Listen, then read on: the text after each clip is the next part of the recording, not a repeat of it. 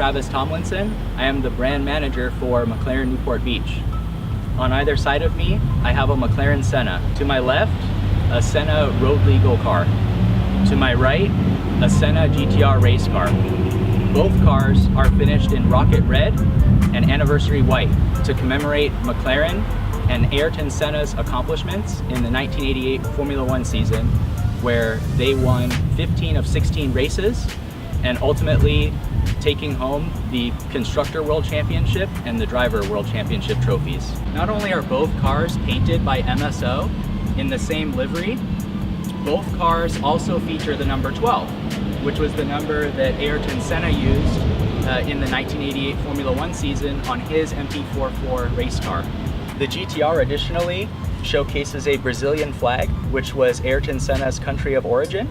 On the interior of this car, on the door sill, is a squashed hedgehog logo.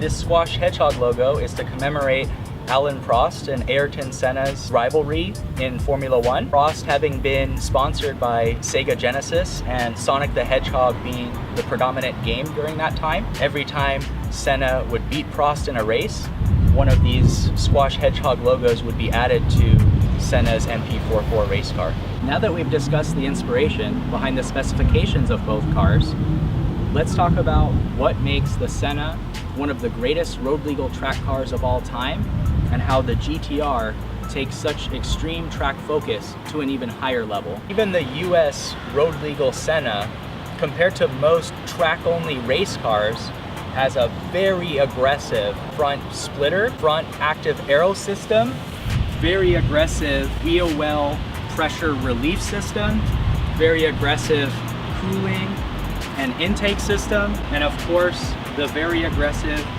rear wing, active and rear diffuser. However, the road legal Senna inevitably had to compromise a little bit of the track focus in order to gain a certain amount of compliance in a real world environment.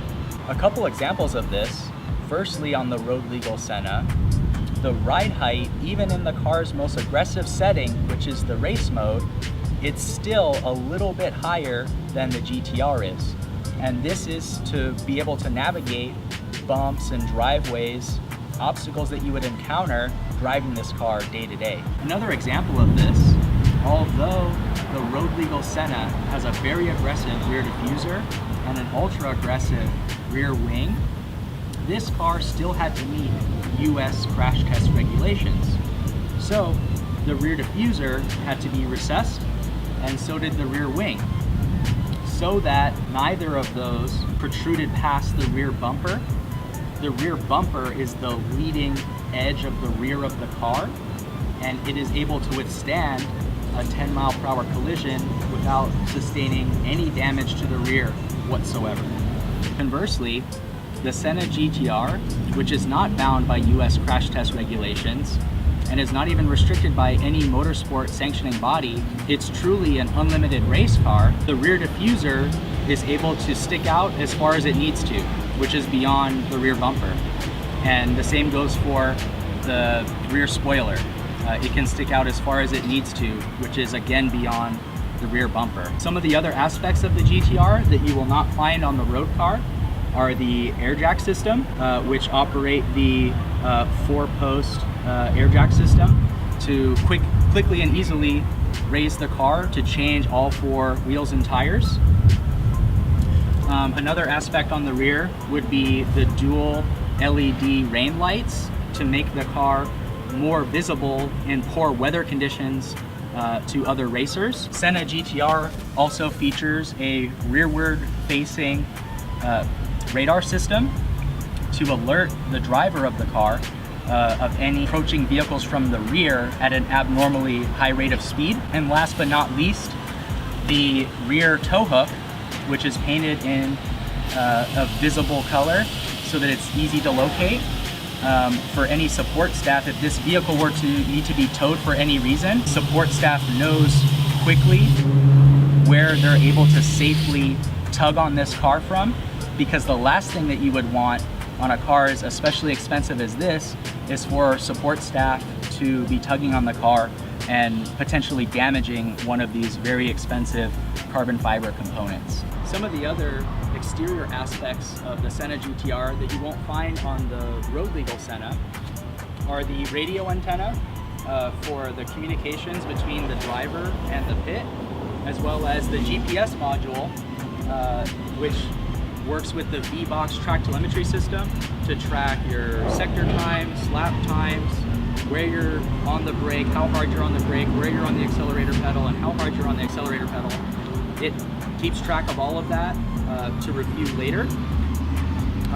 On the front of the car, on the passenger side, bottom of the windshield, there is a blue electrical kill switch button to turn off all power to the car completely, including the engine, and a red fire suppression system button, so that both of those buttons are to be used in an extreme emergency scenario, so that support staff can turn off all power to the car and activate the fire suppression system so that they have enough time in an extreme emergency situation to get the driver and passenger of the car out before the situation gets even more intense. Before we get into the interior of the GTR and some of the differences between interior on the GTR versus the road legal Senna, I do want to point out the front tow strap, as we spoke about also in the rear for towing the car. It's a strap in the front. Two other things I wanted to point out are the fuel receptor is different on the GTR. It's designed to be used with a fuel canister, and then the pump out nozzle to allow fuel to be taken out of the car, so that the team can figure out the delta between how much fuel exactly is being put into the car and how much is exactly coming out, and they can figure out the delta of exactly how much fuel is being used while the car is being run on track. Before we get started on the interior of the car, first and foremost, I'm going to turn on the master electrical. As I talked about earlier, right now, as the car's parked and sitting, it doesn't have any power to it whatsoever. So I have to turn on the master power switch to start to give the car some power.